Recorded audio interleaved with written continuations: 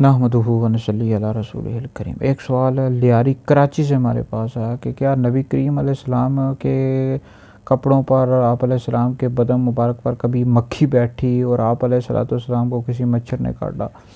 तो नबी करीम अलैहिस्सलाम के मुबारक जिस्म पर, आप अलैहिस्सलाम के कपड़ों पर कभी मक्खी नहीं बैठी और आप अलैहिस्सलाम को कभी जुएँ नहीं पड़ी और आप अलैहिस्सलाम को कभी किसी मच्छर ने नहीं काटा।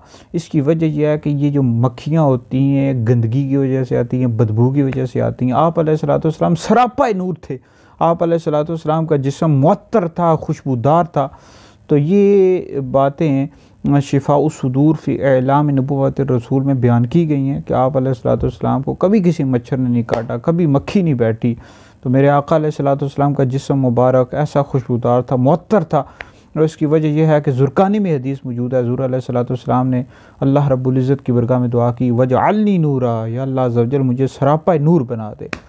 तो लिहाजा आप अलैहिस्सलाम को कभी जुएँ नहीं पड़ी, कभी मक्खी नहीं बैठी और कभी किसी मच्छर ने नहीं काटा।